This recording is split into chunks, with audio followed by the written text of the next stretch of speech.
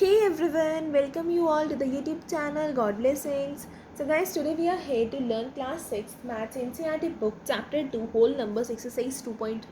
We have done till exercise 2.2 and now we are here to learn the exercise 2.3. So let's learn it. Question first says which of the following will not represent 0. Its question first says which of the following will not represent 0. That means कि let's see the question first. That means कि अगर हम इनमें से means which of the following कि इनमें add करें इन सबको और इनमें से सबको ऐड करके किसका आंसर ज़ीरो नहीं आएगा, इन सबको मीन्स ऐड नहीं करें, इन सबको सॉल्व करें. पहले में ऐड कर रहे हैं, दूसरे में मल्टीप्लाई, तीसरे में डिवाइड, फोर्थ में माइनस एंड डिवाइड. तो इन सबको सॉल्व करते हैं और फिर बताते हैं कि इनमें से किसका आंसर ज़ीरो नहीं आएगा.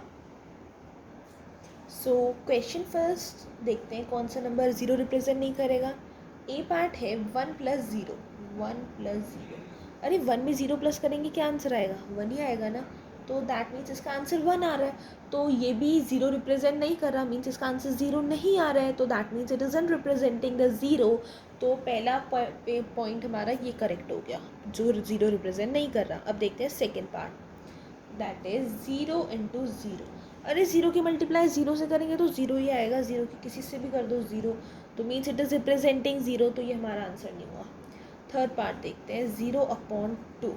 अरे ये बात तो फैक्ट है कि अगर किसी नंबर को हम 0 से डिवाइड करेंगे तो उसका आंसर 0 ही हो जाएगा. 0 से किसी की मल्टीप्लाई करो या डिवाइड करो, आंसर हमारा क्या हो जाता है? 0. तो इसका आंसर भी क्या आ रहा है? 0. तो मीन्स ये भी हमारा आंसर नहीं हुआ. अब देखते हैं डी पार्ट, दैट सेज 10 - 10/2. 10 - 10 क्या होता है? 0. और आंसर अपॉन में क्या हो गया? 2. 0/2 मीन 0 से किसी की डिवाइड करेंगे क्या आंसर आएगा? 0. तो that means this is also not our answer.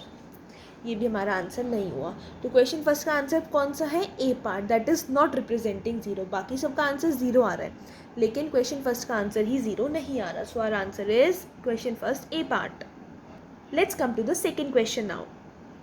So question second says if the product of two whole number is 0, can we say that one or both of them will be 0? Justify through example. कि अगर किसी दो whole number हैं और उनको multiply करके answer 0 आ रहा है तो हम क्या कह सकते हैं कि उनमें से या तो दोनों ही नंबर 0 होंगे या एक नंबर 0 होगा. एग्जाम्पल देके जस्टिफाई करो. ओके, दैट मीन्स कि दो नंबर है, लाइक ये एक नंबर है और दूसरा है ये, ठीक है. तो अब एक नंबर अगर मेरा 2 है तो अगर मैं 2 की मल्टीप्लाई 2 से करूँ तो क्या आंसर आएगा? 4. तो ये तो 0 नहीं आ रहा. अब अगर 2 की मल्टीप्लाई 0 से करूँ तो क्या आंसर आएगा? 0, क्योंकि किसी नंबर की मल्टीप्लाई और डिवाइड 0 से करते हैं तो आंसर 0 हो जाता है. ठीक है, अगर अब इसमें एक नंबर तो हमारा 0 है ना, लेकिन अगर 0 × 0 करूँ तो भी 0 ही आएगा. मीन्स उन्होंने क्या कहा कि अगर दो नंबर की मल्टीप्लाई कर रहे हैं होल नंबर की तो हम क्या कह सकते हैं, या तो वो दोनों ही 0 होंगे या उनमें से कोई एक 0 ज़रूर होगा. Yes, it is right. और हमने ये जस्टिफाई कर दिया है एग्जाम्पल से कि या तो एक नंबर 0 होगा अगर 0 आंसर चाहिए हमें, और या फिर दोनों नंबर 0 होंगे. We have justified our answer through the examples given here. Okay, so let's come to the third question now. Question third says if the product of two whole numbers is 1, can we say that one or both of them will be 1? Justify through example. Product, let's see.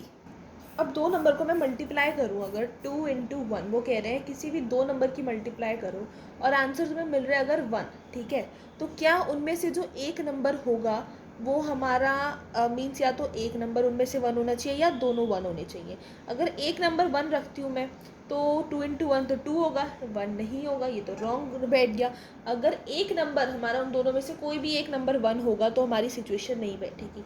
अगर वो दोनों 1 हैं तो हमारा answer आएगा 1. 1 × 1 1. क्योंकि अगर मैं मल्टीप्लाई करूँ कोई और नंबर ले लेते हैं, 4 की मल्टीप्लाई 1 से करती हूँ तो भी आंसर मिलेगा 4. 1 नहीं मिल रहा है. उन्होंने कहा है कि दो होल नंबर की मल्टीप्लाई करो और उनका आंसर 1 आना चाहिए. हम क्या ये कह सकते हैं कि या तो उनमें से कोई एक या फिर वो दोनों ही 1 होंगे? Yes, we can say that both of them will be 1, but not us, but we can also say that one of them will not be 1. See, दोनों 1 होंगे. एग्जाम्पल है 1 × 1 = 1. दोनों 1 है तो आंसर 1 आ रहा है. अगर one of them will not be 1, उनमें से कोई एक 1 नहीं हो सकता, क्योंकि 2 की मल्टीप्लाई 1 से करी, सिर्फ एक नंबर 1 है तो आंसर 2 आ रहा है, 1 नहीं आ रहा. So we have prove this equation. So I hope you have understood these 3 questions as these were very easy. These were only the concept of understanding better. So if you have understood it and have any confusion still regarding that, just comment me in the comment section. If you like this video and have understood my concept, then don't forget to hit the like button, share this to your friends and family, and subscribe to my YouTube channel. Thank you.